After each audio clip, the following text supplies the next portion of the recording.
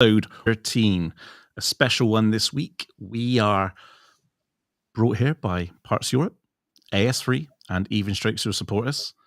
And as you can see on screen, you have Bas Vassen. He's even put Bas98 as well, representing.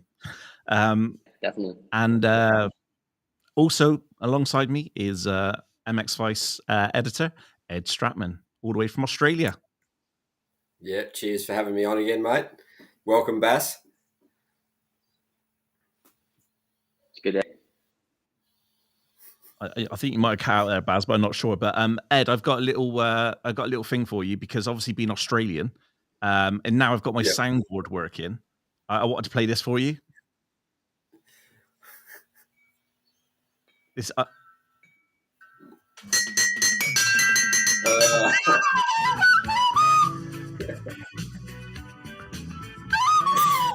Yeah.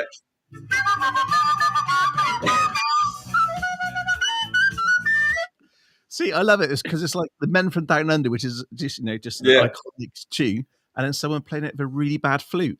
So I've done a lot of research into that. So that is now your theme tune. Yeah, thanks. Is the original maybe copyright infringement? So we've got the Strangled Cat version going, mate. Because the original's a bit better. Alibaba version. So Baz, obviously it's been a while since I've seen you. I think the last time we chatted was way back when in the British Championship, and you were coming on board with Arma Energy at the time, so that was a bit of a throwback. Yeah. So but you seem to have been pretty busy the last couple of weeks. I've seen that you were was it the KNMV awards? Yeah, it was the KNMV Motorsport Gala. Yeah, I was invited by Patrice van Assendel, now leaving at different sports, and I was invited there, and I got lessons, and then they had a little piece for me about my crash, about my injury, and about my recovery, and really nice to see. It was really cool. No, very cool. So, did you manage to catch up with some old friends? Yeah. I was at the table with and it was just really cool to chat, talk to them, and see how, basically see what.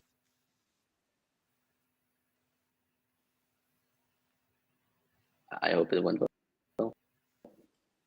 That's cool. I think you might cut out a little bit then. Did you catch that? Yes, a little bit of it, but not. Yeah, it did have a little bit of a breakdown there, but yeah, it's all right. And it sounds like you're getting into some motocross training. You got your license there, so that's exciting for the future, mate. Yeah, I basically got my when I was I've been training a little bit with who's become 85cc junior world champion. I've been with him a couple of times with him, Ivan. So yeah, it's pretty cool. Maybe. What's his name, Baz? Kian, the junior world champion. Very cool. Very cool. So how long have you been working with him? On and off. I've been training with him a couple of he's my neighbor, actually. I've been riding with him since he was sometimes, and during COVID, and we were riding the trials quite also. Yeah, I've known him for pretty much. That's cool. So so talk us through kind of obviously 2021 was it? I'm pretty sure it's 2021. Start of the season. I think we were in the UK at Culham. Yeah. And you came into the year, you were feeling good, feeling fast, and you're on the Hitachi team. And then the day didn't end the way that you kind of wanted it to, obviously. No, it's that you can have as a rider. So amazing amazing winter with that team together with Conrad, really fast. We were really pushing each other. All went in the qualifying practice in seconds fast. Like we were seconds faster than everyone else. We just like on point, and then had a bad start. Worked my way up towards one of the pass second. Kind of landed. Something happened. I'm not sure what. So quick that I got thrown off the back jump, like basically like an Olympic dive, and got flung over the jump, and then it's gone from my neck down, basically. I hope you could hear. That must have been, you know, well, you can't even think about it. It must have been one of the most frightening things for you, you know, at the time to sort of go through.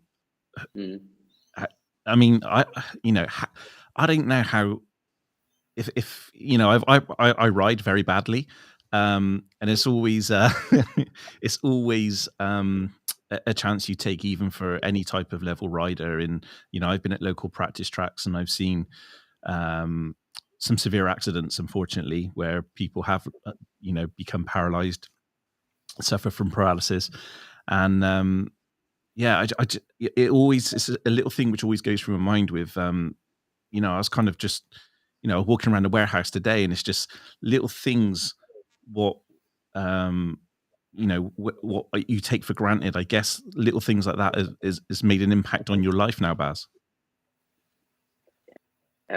In the beginning, I could move nothing, my shoulders, then slowly my left, then my left arm, I could just flung it, then my right leg started to work a little bit, then my right a little bit, and it just, yeah, in the hospital, just kept pushing them, the physiotherapist over there, because they are used to people that come in that have like an office job. They have now got like an hour, maybe 2 hours, and I was just telling them, no, just as much as you can. I don't care. Pretty much 7 in the morning till like 3, 4 o'clock in the afternoon, therapy non-stop. So that has helped a lot as well. But it's basically, and is moving again pretty solidly. Right hand is still, yeah, which is the most frustrating part, like the little things, the shoes, or zipping up a jacket, even like with AirPods, just open. The little things, they are the training, basically, for me. Like I one of my best friends, he's got legs at all, but he can use their own little issues, basically. So the period of obviously at Culham, to the point where you were able to start moving your arm again and everything else, how long did that take? Few weeks, I think. I'm the like the how it is from the crash. I remember everything from the crash, but did perfectly job because I didn't even have a headache. But I was clear-minded. No, got into the hospital. From the moment, it's so full of shit, basically feeding fentanyl, whatever, they be easy. The first week, first 1 hour, anything is just gone from my, and then the month after is basically like, I don't know what happened in which week, because the medication. So basically, the time in England, I spent 1 month in Oxford, and it's just a blur, basically, to Nijmegen in Holland. It's just a blur, and from more clear, basically. into Nijmegen, and I could move my legs like I just said a bit. I could flop my arm around. I needed help with everything, with someone at the feet, all that stuff. But it was like 6 months or something.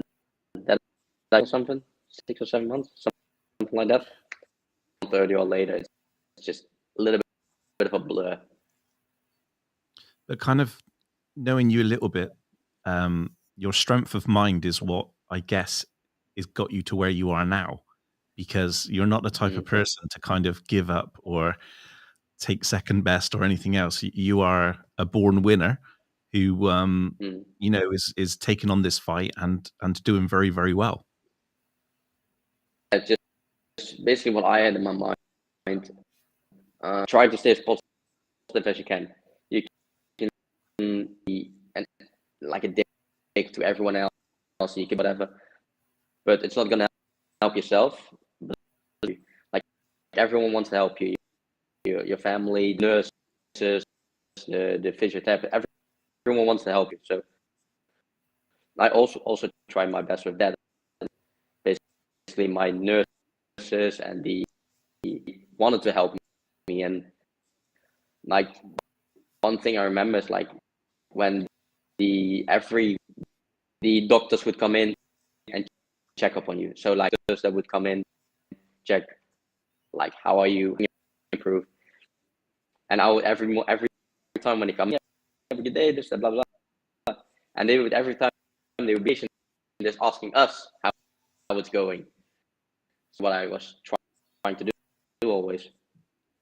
Motivate the people around me, and just they motivate you as well. And yeah, that helps.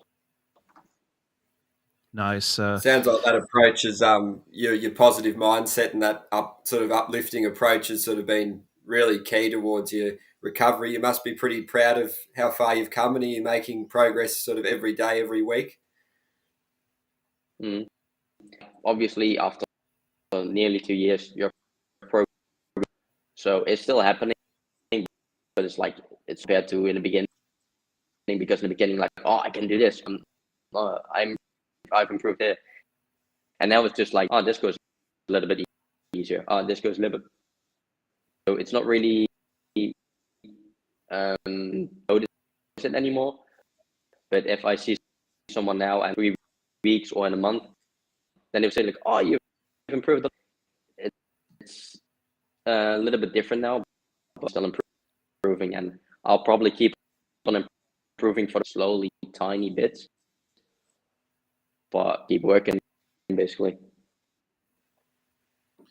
Yeah, it's looking good, mate. The future's going to be good for you, no doubt. And with your training, this young fella, it looks like he's going to be destined for great things. And you're still obviously pretty involved in the sport. You've obviously got a lot of friends still in the industry, so you keep in touch with a lot of people, good friends and that. Yeah, also my physio from Nederlandse training facility, he was like former accident as well. So like when I was a little bit, my dad, I told my parents like, I'm gonna check. He's gonna be the man, but my physiotherapist, I don't care how we do it. And even when I once or twice a week, see how the physio, if he could learn one or two things a day. I had so then they put like all kinds of the magnets or whatever on you, then sweat, and then they will as muscles are working, and Bart, he like to see what's up, see what we can improve also. Bart and I, we've been working. It's been a hell of a ride. Nice. It's great to see you, and it's an inspiring story. Listening to kind of how far you've come. I mean, I'm gobsmacked by your progress. I've not seen you for a while. In the fact that you're, gone to the award ceremony, your movement in your arms and your hands, it's amazing to see, buddy. So I'm sure I'm not the only person who's kind of sat here watching this thinking, fair play. That's some grit and determination that not all of us are blessed with. Yeah, like basically every time I see every couple months I've got to check. Every time the doctor say again, like, geez, we cannot. You were till the moment you're here. And then I wouldn't say they would have written me off, but they said there's not going to be so. And yeah, to see me where I am now, it's like they can't really understand. But yeah, just training. Nice. That's awesome. Before we delve into your former team, because obviously that's the big breaking news today, I just want to obviously introduce our sponsors. So this year we've had some new sponsors come on board. We lost a few last year, unfortunately, but they're missing out. This is a great show. We have great people on like Baz, and obviously Ed the Australian. So what more do you want? Look, it's still there.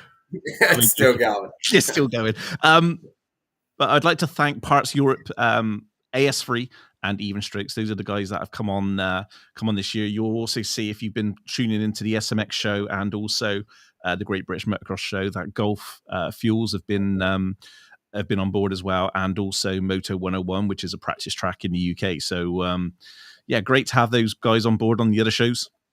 But huge thanks to Parts and AS3. Parts Europe is a wholesale distributor of spare parts and accessories, as well as gear and apparel for motorcycles, quads, ATV, personal watercraft, and snowmobiles. We deliver to all of Europe, the Middle East, and South Africa. In addition to our renowned house brands, Thor, Icon, Moose, and Drag Specialities, our very own label for Harley-Davidson aftermarket hard parts and accessories, we offer an extensive and continuously increasing product portfolio that includes several other well-established brands. So I'm sure everybody is quite familiar with Thor, which obviously Cooper Webb, Styles Robertson, and Levi Kitchen are in Thor. Look at me. Big thanks to those guys, and there's going to be a lot more sort of brands coming out from Parts which are going to be supporting us this year. So it's great to have them on board. And a huge thanks to AS3 Performance, an aftermarket parts company in the UK, who just continue to grow. They do some really cool bling parts for your bikes, and we'll be bringing them up in the next part of the show. So, Baz, do you want to tell us what your cat's name is? The cat's called Pussy. Yeah. In Dutch, it sounds basically. Yeah. I wouldn't. Yeah, I guess if it was me, sort of going outside and calling for Pussy, I would probably get a very strange look. Yeah. Actually, I think I might have a tune for that one. Hold on, what's this one? What? Oh no! Oh yeah, see, I love these buttons. Sorry, I'm so unprofessional. Obviously the Hitachi team, breaking news today, which came out. There was a little bit of an inclination that this might happen. Going back to the end part, I think, of last year, when Milwaukee announced a strategic partnership with the Rebel KTM team. So Milwaukee, one of the big partners of the Hitachi KTM team, fueled by Milwaukee at the time. I'm guessing, haven't got the facts of that about whether they were staying on or going, but I'm guessing the obviously more structure and more funds into the Rebel KTM team possibly left Hitachi team looking for some extra money. And one of the hardest things out there, especially in the UK at the moment, is things are tough. So we're kind of going through a recession, which nobody wants to admit. But, business is tough at the moment. And I guess with coming into the season, they've got to be fully prepared that they're going to have the budgets to be able to get to every MXGP. And I think they've done the right thing. They've called it at the right time. Obviously, it's never going to be the right time for the riders because they're already set up for the year. thinking that they're going ahead.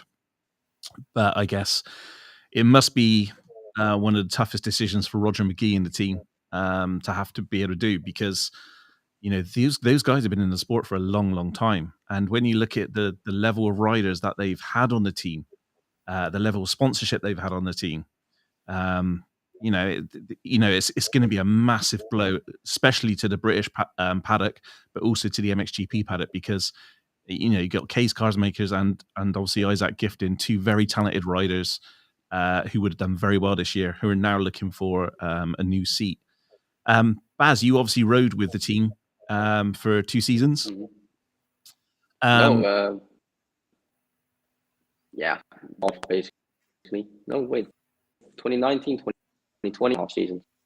Okay, yep. So obviously you got to meet sort of Roger Bryan and Brian Connolly, BC. You had Conrad as your teammate. They're good guys, hey, in the team? Yeah, it's pretty good. Like, he put his heart and soul into the team. It was like from the first moment on, he said, "We trust you on the team." I could say like, "Hey, I want to go to Spain. No limitations, no restrictions. To do, we could do."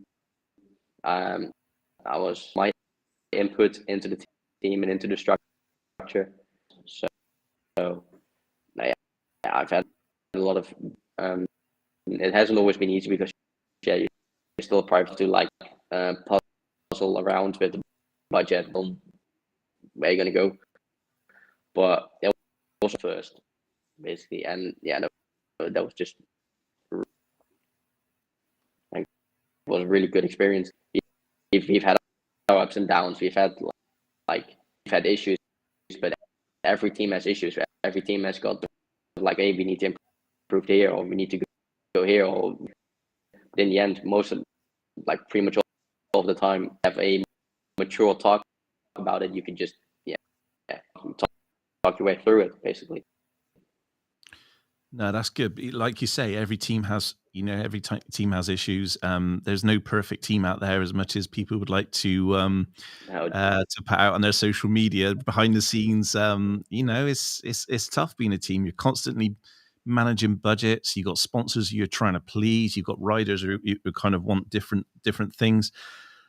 I take my hat off to any team owner and team manager, because it is kind of the world's biggest thankless task, because they're just throwing money at this. They're throwing money at this and trying to help people, and I think it's one of those things where you're never going to please everybody. No, yeah, it's impossible to please everyone, because there's always going to be people that'll fall in between wall and ship. Yeah. What was it like having Conrad as a teammate? Because obviously I've got to know Conrad really well over the years, and last year everybody was kind of getting super frustrated with him because he could go out into the British Championship and produce some unbelievable rides, and then within MXGP we didn't see that same form. And he's such an easygoing guy, hey? Conrad is probably, basically, I tell everyone this.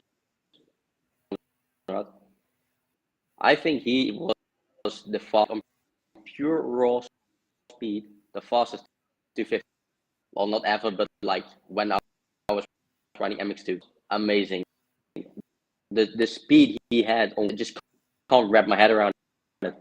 Like, I was like 7, 8 slower than him, and I'll be pushing my hardest, going as fast as, and he would be pulling in those laps like 20 30s. And then on the weekends, like that, and in the week, my confidence will be like underneath the ground, my confidence, and be like riding the same position, or I would beat him. That was so strange. Like, for me, it was amazing, because Wednesday, like Tuesday, Wednesday, Thursday, I'd be trying to catch him, try to be as close as possible to weekend, like then I don't need to worry, because then there's so many other riders, and then level, like he would bring my level up so that it's I for raising my speed as well. Like we were in Red Sand racing, practicing, and he would be, and me and the Husqvarna team, like that beat, and we would be riding around there, and we would just be like, how is this possible? That speed coming from? So Conrad is, when we were riding MX2, he was the fastest, hands down. But yeah, doesn't into the weekend, which was a bummer. Like I was like, hey man, you are fast, you are good, you are. In the British, we would have these amazing races, like, and then on the GPs, for some reason, like wouldn't come out. And yeah, I saw Conrad because I saw his potential in the week, how good he was. So yeah, it was I as well. But yeah, I was at the time when I was training with him, I was just in awe. Yeah, it's weird because I think every team manager I've spoken to is just left scratching their heads. That what they see in midweek is not replicated at the weekend, and I don't think anybody's been able to unlock that that key so far. Oh, it's just it seems like on the 450 he's 450. So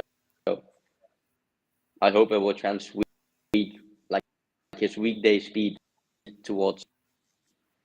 I really hope for him because he's a guy, and he's like we've had so much, and we never had any real issues while we would be practicing in Spain, or then we would always. I don't think once I've had really gone. You've always had a good time, basically. No, that's cool. I mean, like you say, the guy's so easy going and easy to work with. I can't. Just good, generally good. So what are you working on at the moment then, Baz? What's keeping you entertained and what's keeping you busy in life? Work and therapy. Like I'm in the office now, like 25 hours and 15 hours a week. I'm in therapy, so it's full, but yeah,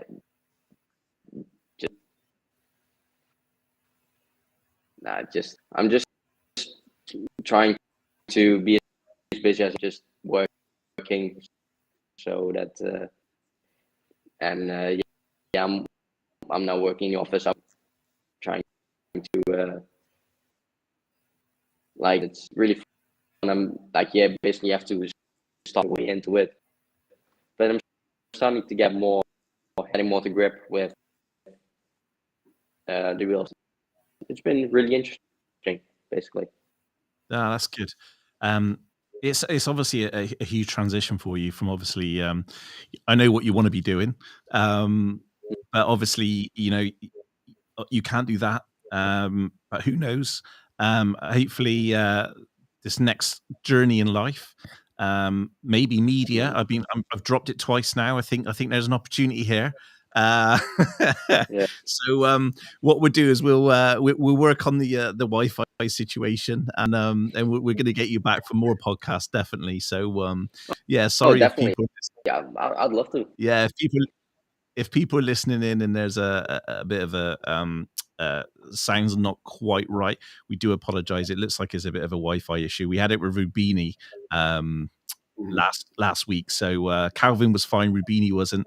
So we'll iron this little technicality out, and we'll definitely get you back on. And maybe I'll come over to the Netherlands or something, and we'll sit down and do a proper podcast where we can kind of delve into a little bit deeper.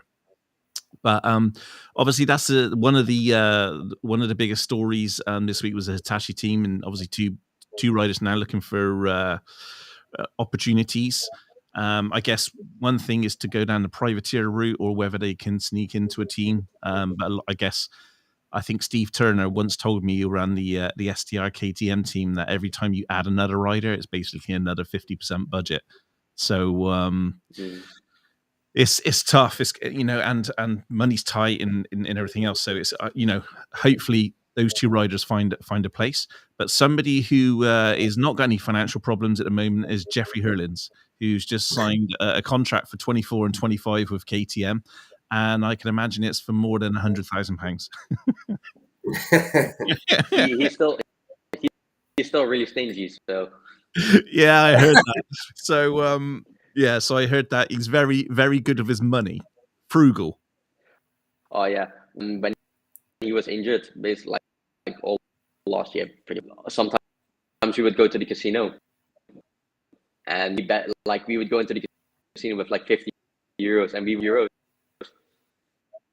like not more, or even like the small tables, and like just bet like $1 or something, and we would be so hyped that we won euros or something, and then there would be some guy like throw on like 300 to 500 euros on what? So it doesn't matter how much money he makes, he will still like €2 when he wins. It's just about winning. So even in the casino, he wins. Sometimes. Yeah. That's quite funny. I can remember being in a casino. I think it was for Geneva in Supercross, and there was quite a few of us in there. And I think it ended up with me and Libby from Monster and Guillo, who were the last ones in the casino. And I think we managed to come away about €600 up, which probably bought us about 5 Happy Meals in McDonald's, because that's how expensive Geneva is. we only play with like we would just €50, and that's it. If it's done much, basically. Yeah, I have an agreement with my wife, who's probably watching this, that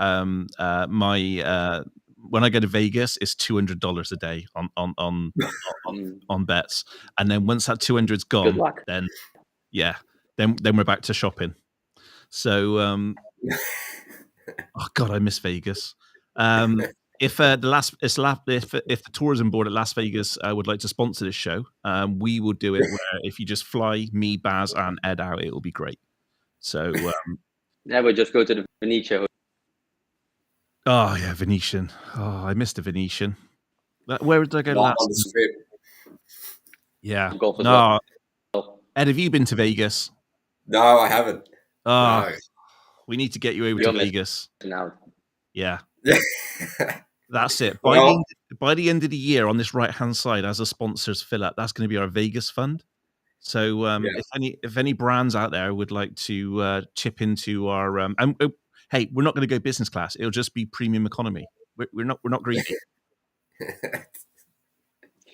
But what actually happened? Like, what happened to Monster Energy Cup? Like, is it still?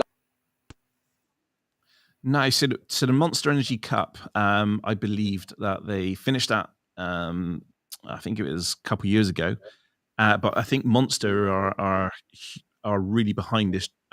Basically, the SMX series. So I think they were quite instrumental in making this happen, and with the prize money and the bits and pieces. Yeah, and so, why is the last? Is there a reason for it? Do you know it? Or what was that, Baz? Say that again.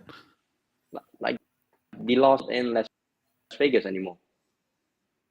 Do you have any information? No, because they've started with they're starting with the SMX series, which I think they've actually just the dates I think has just changed again, because they were clashing with something over in America, so they've brought that back again. So yeah, it's going to be I haven't got the full calendar up in front of me. Have you got it there, Ed? I haven't right now, but I'm pretty sure there might have been some stadium availability issues in Vegas. Obviously, because it's probably not the greatest thing if you own a venue to get dirt slammed on it, and then the whole process. It's pretty it's quite a big ordeal if you're not like right into the sport. So I think there might have been a few issues with that, but yeah, it's either way. It's going to be interesting what happens with the whole SMX thing. It's certainly more money for riders, which obviously they deserve, especially the sport's so brutal. So um, that all brings it all together, which you never know. They said it wasn't to do with the World Supercross coming in, but at least it might have just given them a little bit of a push to do more for the riders. So that's always a positive. And like Calvin was saying, he wants a few changes like that kind of thing in MXGP eventually, just so they have more of a voice, the riders and the team. So it'll be interesting going forward, how that goes, and then watching if any of that sort of sips into MXGP. And it'll be good to get Bass's opinion on the state of MXGP and what he thinks about it too, because it's a bit of a divisive topic. They do a lot of great things, but there's obviously a few things that obviously the riders and the teams want amended. So if when Bass gets back online, it'd be good to hear his thoughts on MXGP as a whole. See him again? Yeah, we can hear you again now, buddy. Sorry, Wi-Fi just cut out. That's okay. The MXGP, I think for the it's amazing what in front is doing with all the stands and making it look all professional. I think they've kind of lost the basically. So I don't know how to say this correctly, basically, but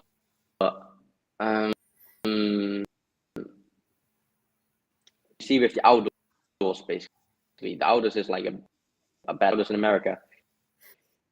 It looks less professional, and because you've got more riders, the riding basically and the tracks. But I don't know if that has to do with France making it more professional, if there's if it's just harder in Europe riders together. I think also just the cost, all the overseas, like if you go to America nationwide, okay, I know USA is basically, but it's still you don't have to fly, you don't out of the nation. And European rounds are all amazing. It's all good. Like you've got. I wouldn't say you've got. They don't need to qualify, but you've still got plenty of riders. These GPs, I think, yeah, they need to. You know what I mean? Like to give more riders, or towards the teams, or towards the team shared among the riders. Basically, solution. Like it's always easy to come up with solutions. So yeah, that's basically my. Yeah, I think I think we said a couple of weeks ago with Calvin is that Infront seem to be trying to make some changes. I think they're trying to do more in the pits for fans this year, which will be really good because that the other thing as well is I don't think as a product you can compare. It's not fair to compare MXGP to Supercross. Supercross was within the stadium, whole host of benefits and stuff like that. That's why you can't. No, so Baz, you're right. Like you compare it to the outdoors. Races like Essen and Milan, races like that, yeah, you can go there. You're basically the things is all the big sponsors in with their really nice car, with the white and asphalt that just walk on asphalt and they get like their bottle of champagne, wine or and if you go to Met, they are not coming there with a or with a Ferrari or whatever that's wearing heels. No, they're wearing. So I think that's where it's difficult to make the transition to make the transition, and I think you have to compare MXGP more towards the nationals in America. It's basically it is not Formula One. That's the beauty of motocross. But that's also the shame of motocross to that level. Or you have to go and just go to like circuits that already have the infrastructure and all the let's say the people that want to stay clean. Yeah. Not charm that we go to the track and we get muddy or whatever. A lot of like the more well put together. Yeah. They don't want to get there. They want to be on asphalt. And I think that's to either accept it that we are still or they have to make a radical change and asphalt, basically. Ways, it's not. Yeah. You can't skip. I don't think that's a solution. But again, I used to be a rider, and I don't have the solution as well. Too much of my critique, basically. Yeah, I've got to say, kind of the closest they got to it was definitely Assen, and I think if they could have added sort of 2 to 3 rounds like Assen, where it kind of brought in that other type of crowd, or even that it tapped into a World Superbike crowd. I mean, the crowds at World Superbike and British Superbikes is insane. If they could translate that over into motocross, then it'd be absolutely fantastic. Those having that structure and those facilities available is obviously light years compared to when we're in places like Latvia, where you're 45 minutes from Riga and you're literally in the middle of nowhere, and it's 50-50 whether you've even got Wi-Fi in the press room, let alone asking somebody who, like Baz just said, are going to turn up in their Ferrari when it's pouring down with rain and parking it in a muddy field. So the sport is going to need to look at places like Assen and other places like that in the future. In the UK at the moment, I do know that they've managed to find some tracks on military bases with access, and they've got runways there. So basically all the teams and everything else can park on the runways, and then they've got the tracks located on possibly not to do it in Europe. So we go around and find little military places to go in, a couple of landmines go off and stuff. But, it's good that people are actually looking for opportunities or new places out there. I do believe that if MXGP need to continue in this growth spirit that they're on, that they do need to find some, places like Assen where we can get different type of crowd come in.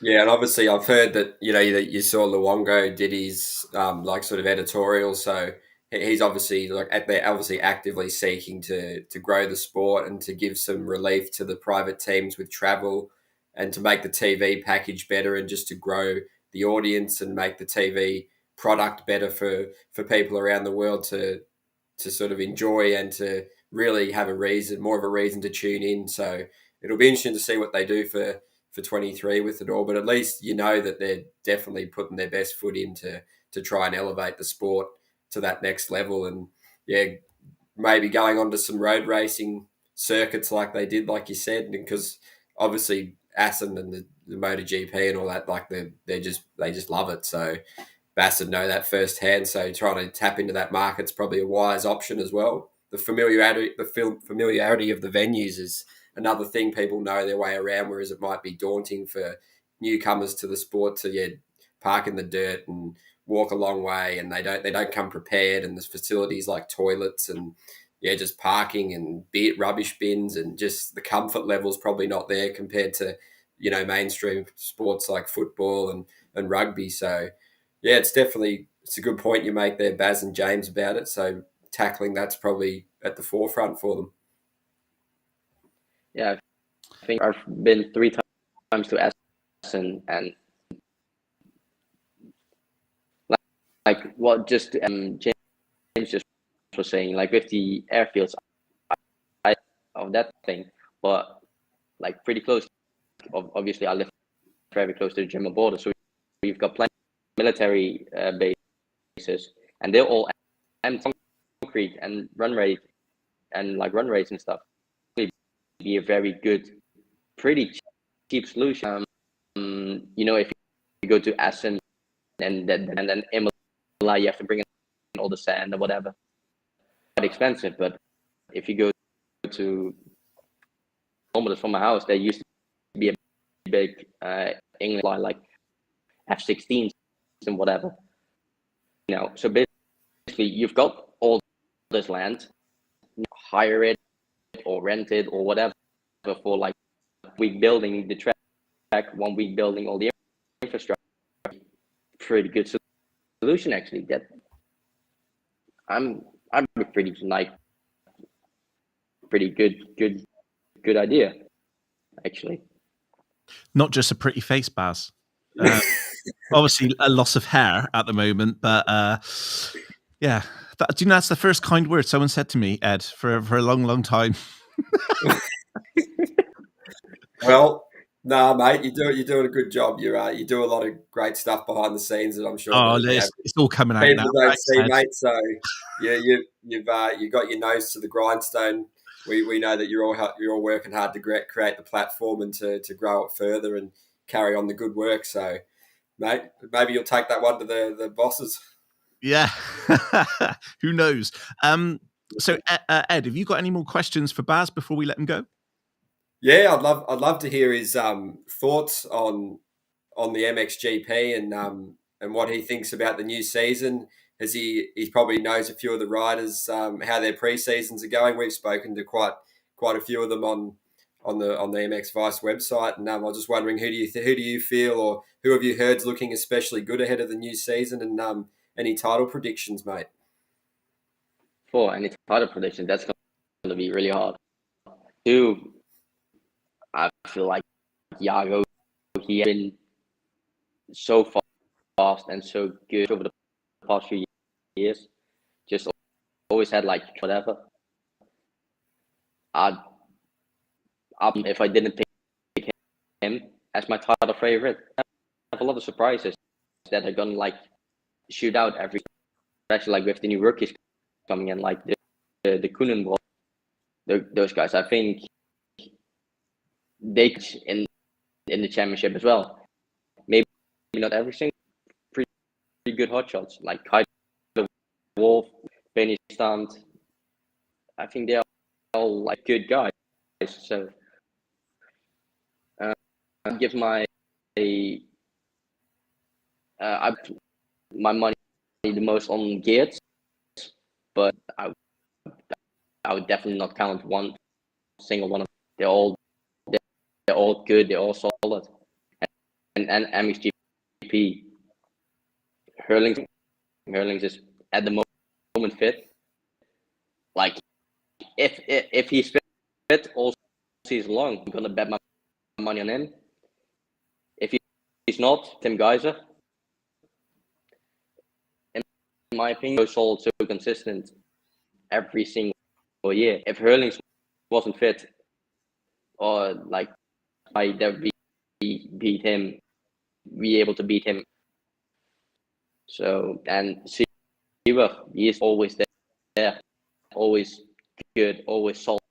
And on the new Yamaha, there are so many good in Supercross that they are gelling so well with the new bike. I think the Wilvo Yamaha squad of Goldenhoff, I think they could do some damage. Yeah. Do you know what? The more I think about this season, MX2 is just stacked. You've obviously got Jago who is battling out with Yao. I mean, they were like 200 points nearly in front of everybody by the end of the season. He has got to be the guy to beat, and it's his last chance, really, to get that MX2 World Championship before he goes up. Obviously, the talk was last year across the nations was, should he take the step up to MXGP already when he's riding the 450 the way he was? However, he's got another shot at it, but his teammates, Benistan, you've got Liam Everts and Adamo are now on Red Bull KTMs. I just wonder what sort of difference that's going to make. But Baz, do you see Everts and Adamo on a Red Bull KTM? Do you think that's going to give them a little bit extra next year? Oh, sorry, this year? Liam, he is improved last few years. That on 85s, like he was running good, but basically like it was good, but nothing special. But then he has improved so much that I don't know if he'll be a consistent podium guy. Yeah, give him one or two, like going for the podium, going for wins. And I don't really know to see him on the track, obviously, but I don't really know if he has improved over time. So I can't read about that. And yeah, the like Koenen, the Wolf and Moosdijk, they're solid. Koenen in KTM, he's flying. So they used to say in America, like the flying on a test track, that kind of talk. Yeah. So FNH Kawasaki guys with Hawkmo, notice him. But if you check the results, geez, like last year he was there every single week. Like you didn't really see him, so he was always there. It's hard. It's hard. Yeah, that MX2 class is just so tough. And then, like you're quite right, you look at MXGP, and I think the Yamaha 450 2023 is going to play into the hands of the MXGP, Monster Energy MXGP Yamaha team. I spoke to Koldenhoff and Renault in December. Both of them are training really hard under Kenny Vander, and they're looking really, really good. One of the things which came out after speaking to Kenny and a few other people around the team was just Maxine's mindset, just how strong he is in his mind and also in his body. He obviously had the off last year, which kind of, I think on a 450, you kind of get that first off, which bites you a little bit. And he quickly learned and bounced back from that. Jeremy obviously had the concussion in Argentina, which kind of derailed that the start to the midpoint of the season, but then eventually come back and he put 3 to 4 really good overalls together to again sort of build up his season again. You can't rule that guy out. So it's not only have you got Herlings, not only have you got Fevre, not only have you got Geyser, but then you've got these 3 Yamahas, which are each. I think any one of them. Forgetting about Romain Fevre. Romain Fevre. Yeah, he's last year. Last year, obviously, with broken femur from Paris, it took him a little while, but he won the last race of last year. So, he's going to be coming in to want to prove something. And in the second round, obviously, we've got Raiola, which is going to be interesting because that's, Argentina, everybody kind of knows that track, but obviously coming back to European soil, it's going to be interesting to see who's going to profit from Raiola sort of early on. Interestingly, I don't know if you've seen Baz, but so many riders at the moment are out in Sardinia riding. So they're either in Sardinia at the moment or in Red Sands. It sounds like it's a little bit of an MXGP race pre-season going on in Sardinia at the moment. Yeah, I've seen some videos but it's the thing. Yeah, in the winter, everyone's fast, and you see like the first 3 will finally see like, okay, who's here. So at this moment, I think it's so like 3 to 4 races basically. If you check Jeremy Seaworth's, man, I'll pick him, but Yeah, there was seven GP winners last year, obviously with Geyser, Prado, Valandrin, Renault, Sewer, Bogas, and Coldenhoff. So obviously it's pretty hard to get 7 again next year, but and that's Won't surprise it's just me. yeah. So it's hard because obviously Guadagnini's going to be better after that, after transferring over just before after Majora, before Riola last year, instantly getting in the top 10.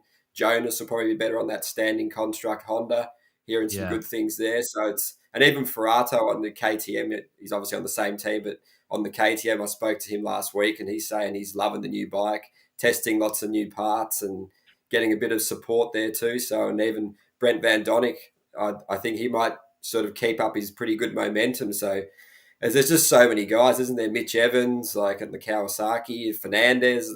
It's just like getting a top 10 is going to be a challenge itself. Yeah, Fernandez sometimes too. The hell did he come from? I'm sure that he'll be good single race, but he'll be there. Yeah, he was quite consistent in the first half of last year, and then he had the crash. But for the first half, it was pretty consistent, and then just sort of fell away a bit. But there's no doubting the speed. That's for sure. No, it's going to be.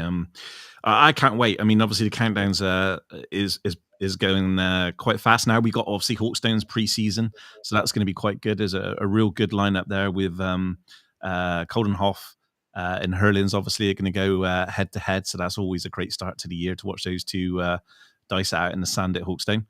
And then obviously, your wellies ready. Wellies, umbrella, coat, everything.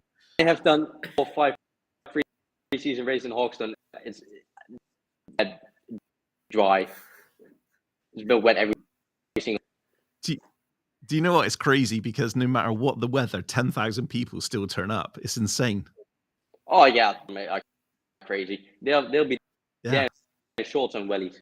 Yeah, shorts, wellies, and tattoos. Oh yeah, and what I've like quite a few British races now, also in the British, and one corner where you be stoned out of your mind. There's always that one. Oh, now I'm high. Yeah, I mean, forget Amsterdam. I mean, there's some paddocks in British motocross where you can actually get stoned walking through. So,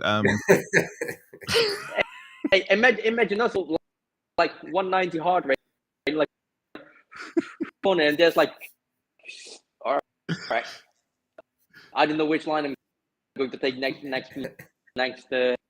Yeah. So suddenly the hill doesn't look as steep as it was. Oh no. You're the first rider to say that, but it doesn't surprise me because literally you can just smell it wherever you go. So yeah. Oh, that did make me chuckle. Thanks, Baz. No, Baz. It's been great having you on. We're going to get you back when we got some when we get the Wi-Fi issue sorted, because I do feel like we've not seen the best of you on this podcast because of the Wi-Fi. So yeah, we definitely need to get you back on, and it's been an absolute pleasure, and I appreciate your time. Yeah, thanks, man. Yeah, no worries, buddy. And we'll let you go now, and let's catch up. Hopefully, let's try and get you back on in a month's time. Yeah, nice. Always. Excellent. Thanks, buddy, and we'll take care, and we'll see you soon. See you. Bye-bye. See ya. Bye. Well, sorry, guys, a little bit about that. Obviously, when we're doing this, there's a few technical issues with the Wi-Fi. We're only reliant on how good the Wi-Fi is coming in. And obviously, this is our second episode of trying this new format with obviously Calvin first, Baz second. So it's been awesome. I can only thank those guys for their time in coming on and talking to us. One thing for me, Ed, is it's great to see Baz back. You know, like the last time I seen him, it was he was not in a great place. So you know, it's just so good to see him up around. Obviously battling through it. I mean, the mindset of that guy just blows me away. Yeah, he must be so mentally strong to like just go through the battle, but also almost like relish the challenge because he's just come so far since those days, and he had two massive crashes. Like he got back from that first one in Indonesia, did all the rehab. I remember reading about him saying that a lot of people with the nerve pain they get the numbness, but he had like the hypersensitivity where like just putting a shirt on or touching his shoulders was like razor blades. So to get through all that and sort of manage to even come back once, obviously he wanted to come back again, but it's obviously the damage is quite severe. But like just massively motivational to just if you have any problems in life, just sort of put it into perspective the amount of work he's done. And we don't see it firsthand, but the rehab must be quite painstaking for him. So to come so far and to do what he does, it's just a credit to him and his mental fortitude, isn't it, mate? And you think back to Valkenswaard, he was battling with those guys, those heavy hitters like Vial and keeping up with them. And, he had some bike issues and all that, but you can't take away the speed and the quality and the talent he has on a bike. So to see him where he is today, mate, it's awesome. Yeah, we'll definitely get him back in again, and hopefully we'll correct those the Wi-Fi issues.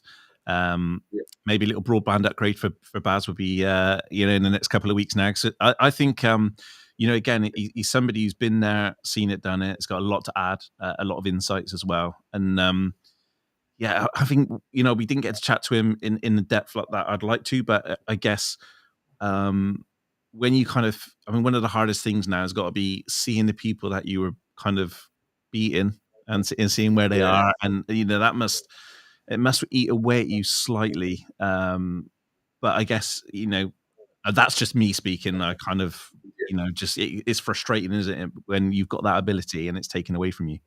Well, yeah, it's like if someone said to you, like you're out of MX Vice forever, mate. Like it's kind of something you probably never get over, because you put so much work into it, and then within an instant, what you love's gone. So, yeah, to sort of recalibrate your focus and to get back in the swing of things like he's doing it's pretty impressive, mate. It would have been great to get his thoughts on it, like the Hurlings at the casino story, like that kind of stuff, to sort of delve in deeper with those kind of pieces of information that aren't readily available to us and the fans. So, but yeah, even just things like who he thinks is the next guys to head to Supercross. Obviously, the Conan boys and probably Beniston are probably looking most likely at this point. But yeah, just being a rider, being mates with him, that insight he has is something that would certainly be good to get him back on in the future to hear some. Yeah. I mean, what was your take? Obviously, this week, a lot of stuff's happening. We spoke a little bit before about obviously Hitachi, KTM, obviously closing down for the time being. I reached out to Roger earlier, and in there just seeing it as a time to regroup. So they're not gone for good. They're not in it this year, but what they're going to try and do is try and regroup and get some more sponsors on board and get going again. So I fully expect to see those guys back in the paddock, hopefully soon as possible. And then obviously Hurlins, the 24-25 contract. This is really interesting because one of the biggest things which is going to be happening this year is contract talks. Pretty much every rider apart from Fernandez and Geyser are up for renewal of contract. Obviously we can add Hurlins to that. So that was a big piece of the puzzle, because I'm pretty sure he wins that world championship this year and he hasn't signed that KTM deal. Literally, he could pick a manufacturer and pick a price. So that's great business for KTM to get that done this early on, knowing that they've got him for another 2 years. I spoke to Robert Jonas earlier. He's really pleased. Obviously, that was a big part of the puzzle for him to have Jeffrey signed for 24 and 25. But what it does for us is it kind of a big piece of the puzzle for silly season, which is going to be a massive silly season. Yeah. So it's going to be interesting now to see what riders are going to be left with what rides. Obviously, Honda's taken care of. You've got one of the main seats at KTM taken care of. And then we're going to be having, I think Triumph is 25, I think. Yeah, it's going to be interesting, mate, because you think about, obviously you're probably going to want guys like Conrad Muse probably to go full time into MXGP next year if everything goes to plan. If they can sort something out, I know he got a deal there, but like he's definitely worthy of MXGP full time. And the Aussie boys, Beaton wants to come back. Regan Duffy wants to come to MXGP, obviously if things go well, and even Kyle Webster, like they're some super talented guys that, and with the contracts going up, if they have good seasons, there could be some pretty sweet opportunities. So yeah, it's pretty cool, mate. Even obviously, I think Ben Watson's going to be right too with the beta. So like that's, and we're just seeing how that goes as well. But it's all the Yamaha seats, Kawasaki seats. Like with what's going to happen, it's pretty heavily performance based, obviously. So seeing how they all fare is it's going to be pretty cool, mate. Like it's even like talking to Guadagnini, he was like, yeah, he was getting a lot of top fives, got a fourth, I believe, in Turkey, and obviously with Febvre and Hurlings coming back, like just getting into a top five is going to be massive. So and Geiser with his facility, like he's coming in pretty settled, and obviously talking to guys like Max Anstey, saying having that facility is the way to do it if you have the resources and the scope to do it, because you have that settled environment, you're at home. Where he said even when he was living in Europe, not the UK, like you just lose 1 or 2% when you don't live at home with that comfort level of having that sort of stable environment around you. So guys is like he won 6 of the first 7 GPs last year, so like it's awesome. Hurlings is going to be raring to go, but it's like guys is going to come in pretty settled and pretty healthy and really fit. So expect probably him to come out firing, I would suggest. What are your thoughts on it, mate? Well, I was listening to your point about being settled at home, and interestingly, I spoke to Geordie last year, who was the chief mechanic at obviously a Big Van World bike at Dixon, and he was saying he thinks that was the biggest reason, or the most important reason for Mikhail Harrop's return to form, because he was able to be at home, spend his time with family, and then go out to sort of races and do his testing and bits and pieces. So that's kind of what Geordie thought, credited Mikhail to sort of getting that form back, whereas F&H being based there, he struggled a little bit. I mean, at the end of the day, all these riders are human beings, eh? They have to find a way that works for them. Yeah, it's, and like you're saying, with probably just the living environment and the program situation, with obviously Kenny and the Yamaha boys, like having heard when you went out there, the insights you gained from that trip, like they sound like they've got a good balance between being teammates and being ultra competitive in training and wanting to beat each other, and that's probably like quite a fine balance to manage for these guys, because they're like animals and they want to do everything they can to win. So yeah, just getting as comfortable as possible in your home life as well as your racing life. It's going to be pretty interesting to see how you balance that, and I suppose it all comes with experience. Like the younger fellows, like even a guy like Camden McClellan, who's been in Europe for a few years, but he obviously had some visa issues. Well, he's obviously going to be on the JM Honda. Like he could be do some pretty good things in MX2 as well. And Harrop, Hawkmo, there's a lot of guys. Rizzy's even feeling confident ahead of the new season, aiming for top 10. So yeah, if they can balance everything and it helps with performance, it's just a tough class anyway. But that give you that extra 1 or 2% to stay settled. It all helps, doesn't it, mate? Yeah, I mean, I don't know about you, but because obviously you've spent the last kind of month interviewing a lot of these riders. I mean, when you've just mentioned quite a few of them, but like when I was over in the Netherlands and I managed to speak to obviously Mitch Evans, Calvin Blander, we had on the show, obviously Renault, Coldenhoff. You kind of get like spending some time with them, you get a little bit insight into how they feel, how they're focused, what went wrong last year, have they managed to find a solution for it, and so on. With the interviews that you've conducted over the last sort of month, is there sort of people that are kind of stick out to your mind, thinking, I quite fancy that, I think this guy's going to do well this year? Yeah, it was pretty cool talking to Ferrata. Obviously, he came 11th in the championship last year to focus on MXGP, but like he missed a few rounds with that broken leg, and to still come 11th. Well, you think Mitch Evans was 10th? Like he was beating a lot of factory guys week in, week out when he was fit, getting like many top tens, like around that top 5, and like feeling good on the bike. And he's pretty focused on just motocross, like he was saying he's mates with Dovizioso, the MotoGP legend, like and he was saying, give me some MotoGP on the USB or on the video, watch my races for Arto, Albi, watch them. And he's like, nah, man, I'll fall asleep. Nah, I haven't watched them yet, kind of thing. So like just the focus they have on motocross solely, like obviously they love Supercross too, but just the focus and the energy they put into doing it and the work that goes into it. It's like probably it's not an easy life, and they're not at home that much. So just things like that. Talking to him was pretty cool, like eye opening. Just how but they're so like they still stay so positive, especially the Italian guys that I've spoken to, like Monticelli as well and Guadagnini. Just the positivity they have.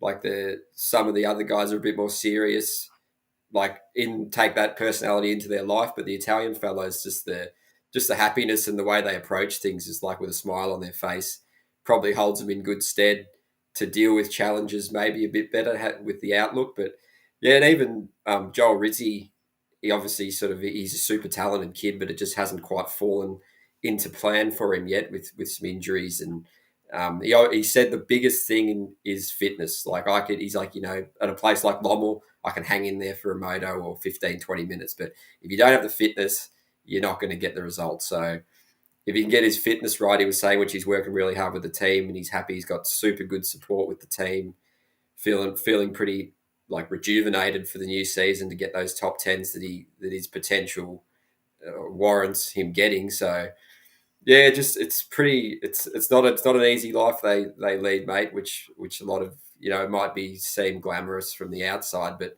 yeah, those boys they're putting in the work every day, and you got to appreciate and respect that, and sort of have an insight into that before you maybe people criticize these guys. It probably, there's a lot on the line for them. It's not just a hobby. It's everything. They put their whole life's work into it, and it's so dangerous every day. You're hitting that track, and you never know what could happen, like Baz was saying. So yeah, gaining those insights like you would have got, mate. It's to deal with the pressure and the expectations. It's pretty admirable what they're doing. Yeah, one of the things which I've noticed since obviously bringing riders into the podcast is trying to get hold of them. So it's like, oh, James, I'll get back to you. I'm just at the gym. Or James, I'll get back to you. I'm just at we're just at training, so I'm free at 2:00. Da, da, da, da. So they have such a regimented structure now to their days, where basically they get up really early in the morning, and then it's like hitting the gym. Then they have like a cool down before they then go out to the practice track. Then they go out for a cool down on the bike again. It's just like crazy the amount of work they're putting in. But I guess this is what happens when you're riding the World Championship with the best riders in the world. Everybody's looking for that edge. But the fact that trying to just get them to pin them down to say, hey, are you going to be free at like 7:00? And then the question is, what time does it finish? Because I've got to go to bed. Yeah. So No, it's crazy. Pretty good of them to make the time for us. Yeah, it's crazy level. So if you're interested, obviously, we had Baz on tonight. We're definitely going to get Baz back again, because we would love to sort of spend a bit more time with him, ask him lots more questions, find out way more about his journey. And obviously we get the Wi-Fi sorted and we get Baz back in. We've got some absolutely cracking guests coming up over the next 3 to 4 weeks. There's going to be some American riders, former American American riders. We got current GP riders, MX2 riders. So we're going to keep persevering, even with technical issues like Wi-Fi. We're not going to let that get in our way. Yep. And we'll have a plan B for when these little issues do happen. But massive thanks to Parts Europe, AS3 Performance, and Even Strokes for sponsoring the show. If you do get a chance, check out Parts Europe. Pretty much service thousands of dealers throughout Europe, thousands and thousands. Amazing brands. Obviously, house brands, Thor, Moose Racing. I don't know if you've seen the latest 4 kit at the moment, Ed, but they've got the Prime Racewear, Pulse Racewear, Pulse Air Racewear, and my favorite, which is the Holman Racewear, which is the old style kit, which is I'm all about retro. So as much as these young kids are loving their flow, I'm all about the retro look. So yeah, we're going to be doing a lot of testing on MX Vice at the moment. We've literally just got the new Scott body armor, which is going to be onto the site. I think you've published that earlier, haven't you, Ed? Yeah, it's just about to go live. I was chatting with Brad Wheeler's done a great job with that, and yeah, I'll just have to confer a few things with him. But yeah, no, that's probably going to go live in the next day, mate. So yeah, he's done a good job with that, and him and Ben are doing a bloody good job on the podcast they're doing, getting some great guests, providing really good insight into the sport. Just so have all bases covered, kind of, because like what you were saying, mate, it's not just the MXGP and the American scene where it's going off. Like the British is going to be super good this year, and then obviously championships like the Dutch, Italian, French, and even the Australian with a lot of the guys down there saying it's probably the most competitive in 10 years. So yeah, just the whole sport in general around the world, indoors and outdoors, is it's looking good for 23, mate. So great. We really appreciate having the team on board and all the sponsors too. Yeah, it's looking really good. I mean, one of the key people I'd like to bring into the show this year is Mick McEwen from WSX. Obviously, going to Villa Park. We mentioned it before. That's going to be absolutely fantastic. To see Supercross in a football stadium is just going to be so cool. So I'm going to try and get Mick on the show to talk all things WSX. I mean, he's the commercial director there. He kind of runs the commercial aspect of the show. Used to work for oh crikey, what's the you're Australian, you're going to know this one. Was it the V8 Supercars? No, it was a beer company. Begins with C. Carlton Draft. That's so that he worked for Carlton Draft before. So he was he was the guy who brought them into Supercross. So and motocross. So that's pretty cool. So we'll bring him onto the show, and I really want to have a deep dive into in all things WSX as well in the next sort of few weeks. Obviously, they're doing a great. To quickly say on the WX topic, I was having a chat with Enzo Lopes, who's obviously doing great things in America, and he was saying he's pretty keen to maybe do the World Supercross next year. So you have like him and Anstey battling for an SX2 title on the 250 would be pretty amazing. So hopefully they can get that sorted come the time. But because I think he's mainly going to focus on Supercross only, kind of like Max was saying, he wants to he's done with the motocross now. So he's Australian Series, American Series, and World Supercross for Max. So yeah, that's going to be pretty cool for the British fans and all the fans. And it's just there's some good guys to have in that championship already, which will just raise the profile. So when we get him on to chat, it'll be awesome. So if you're tuning in for the first time or listening to this for the first time, MX Vice has changed considerably over the past few months. So we have on a Monday night, we have the SMX review show, which is with Ben Rembold and Brad Wheeler, along with a Supercross guest. I believe we've got Dean Wilson next week and possibly Denny Stevenson the week after, who are going to be joining Brad and Ben. And then on Tuesday nights, you've got the MX Vice show, which is this with Ed and myself. And we'll always bring in a third guest who's going to co-host with it. So we have quite a few people lined up over the next 2 months. On a Wednesday night, we have the Great British Motocross Show, which is Ben and Brad once again. And again, they have another guest, which is a British Championship rider or somebody within the industry. And then I'll be back to host a show with called Inside Motor Show, and that's going to be with somebody from the industry. So again, I'm trying to bring in the main guy from Michelin and all different sort of brands. Kind of people who can give a little bit of a different insight into rather than the rider, so the business side of it as well. So Doc Wobb was obviously the first guest on the Inside Motor Show, and it's one of the most popular shows. I think it's had over 35,000 or something crazy now plays in the past sort of few weeks. And across those shows that we're trying to do, and we're also trying to bring in the Moto Hour, but like this month the stats have gone crazy. So we've added like over 113,000 listens to the podcast shows. So incredible the growth in the last month. So I just want to thank everybody for your support. It's been tough times at MX Vice. If you didn't know, we kind of had Lewis and Sean who left to go to America, and we were kind of left to pick up the pieces a little bit. And yeah, we've managed obviously Ed joining in December, Ben joining in January, new people coming on board like Parts, AS3, obviously ever-present Even Strokes, which are we've got two little things going on at the moment, which you might not be aware of, but we have something called Ko-fi or Coffee. And basically you can just £1 a month, you can give to MX Vice, and that will help us create the content, create these shows and everything. And then also we've got our own little shop on there where you can actually, if you feel like it and you need a new helmet, you can purchase a MIPS Just One J18 helmet for £100, and that £100 goes straight towards MX Vice. So little things what we're doing to try and raise a little bit of money this year to help us with our very expensive MXGP travel costs. So yeah, so at the moment, anything that you can do is absolutely fantastic. So if you check out our website, there's a link over there to Coffee. And yeah, if you appreciate what we do, if you like what we do, then yeah, if you can donate £1 a month, absolutely fantastic. And we'll have hoodies, t-shirts, even an MX Vice mug is available for the MX Vice show on Patreon. So lots of different ways that you can help MX Vice.